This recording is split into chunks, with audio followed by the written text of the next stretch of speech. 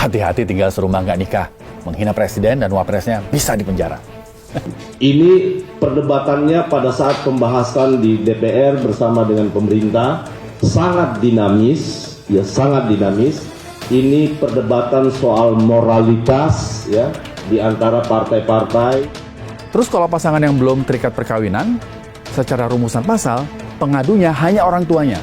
Jadi bukan tetangganya, bukan juga netizen, bukan juga ormas yang sok Pancasilais dan NKRI, bukan.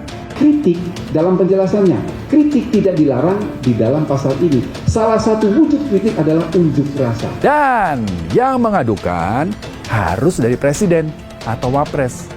Pengaduannya juga tertulis. Jadi secara formal, bukan relawan yang bisa ngelaporin. Kritik bagus, tapi fitnah itu tidak bagus.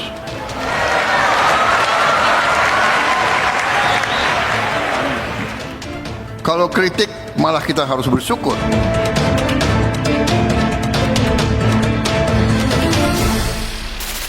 Hati-hati tinggal serumah nggak nikah. Menghina presiden dan wapresnya bisa dipenjara. Bro, KUHP baru mulai berlaku 2 Januari 2026. Kalau kita nggak paham aturan, bisa kena pasal. Makanya di era sekarang, melek hukum itu wajib. Banyak baca, cek sumber resmi, biar aman dan nggak jadi korban pasal. Jadi pasal-pasal apa aja yang ramai dibahas, kita cek now.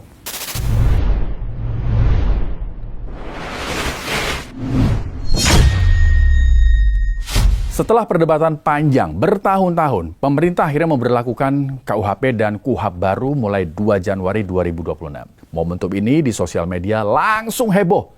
Banyak yang takut, banyak juga yang saling lempar tafsir. Kita mulai dari pasal 411 dan 412 tentang perzinaan. Di ruang publik, banyak yang menyebut negara masuk ke ranah privat. Tapi kita cek ya rumusannya nih. Di KUHP baru ada aturan soal persetubuhan di luar nikah dan hidup bersama tanpa ikatan perkawinan. Bahasa yang sering dipakai netizen nih, kumpul kebo. Kalau bahasa hukumnya, kohabitasi. Nah yang penting dicatat nih, berdasarkan pembahasan delik aduan, pasal ini bukan delik umum. Sekali lagi ya, ini bukan delik umum. Maksudnya apa sih bukan delik umum? Maksudnya penuntutan hanya bisa berjalan kalau ada pengaduan dari pihak tertentu. Nah pertanyaannya, siapa saja pihak yang bisa mengadukan?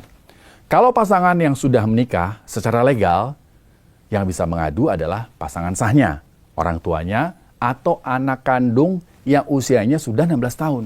Terus kalau pasangan yang belum terikat perkawinan, secara rumusan pasal, pengadunya hanya orang tuanya. Jadi bukan tetangganya, bukan juga netizen, bukan juga ormas yang sok Pancasilais dan NKRI, bukan. Tapi di dalam KUHP yang baru, itu juga ada yang terkait dengan anak ya yang harus dilindungi. Tetapi kedua-duanya tetap adalah delik aduan. Jadi yang boleh mengadu adalah suami atau istri atau orang tua dari si anak. Jadi ini perdebatannya pada saat pembahasan di DPR bersama dengan pemerintah sangat dinamis, ya sangat dinamis. Ini perdebatan soal moralitas ya di antara partai-partai. Menurut aturan yang tertulis, pengaduan pun masih bisa dicabut selama sidang belum dimulai. Nah, di sini titik kritisnya. Di Indonesia, itu banyak pasangan yang menikah siri. Secara agama dianggap sah, tapi belum tercatat secara legal di catatan sipil. Berdasarkan status administrasi yang belum terdaftar, mereka ini berpotensi masuk kategori hidup bersama tanpa perkawinan.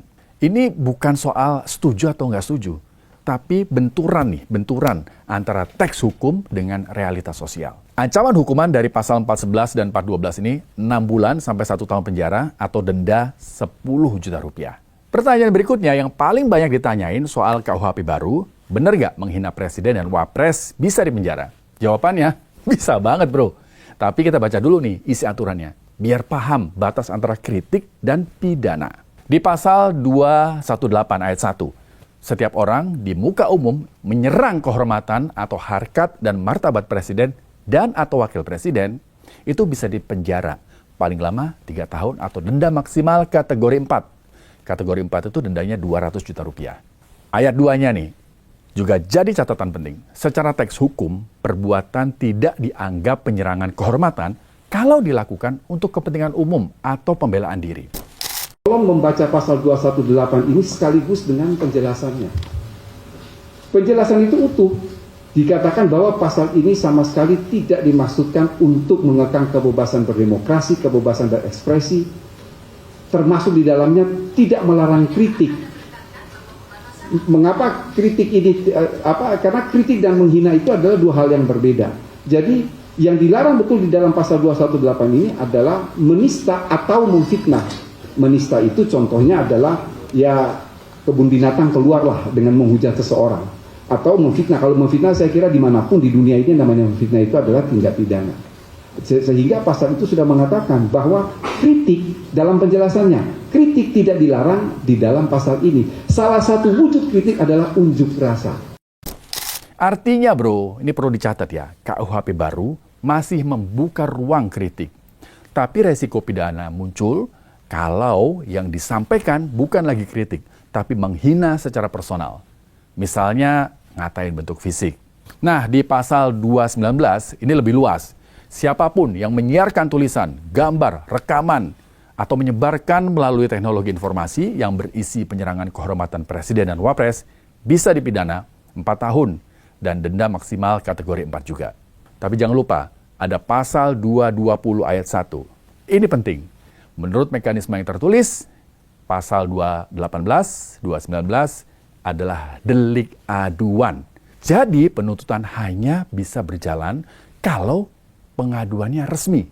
Dan yang mengadukan harus dari presiden atau wapres. Pengaduannya juga tertulis. Jadi secara formal bukan relawan yang bisa ngelaporin. Bukan juga netizen. Apalagi ormas yang katanya paling NKRI. Nggak bisa.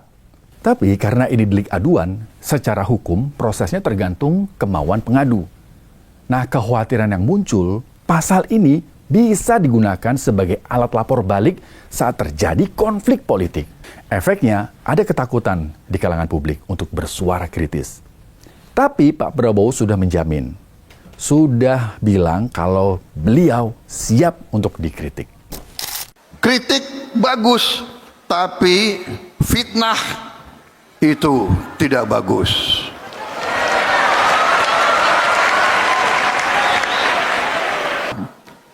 Kalau kritik malah kita harus bersyukur.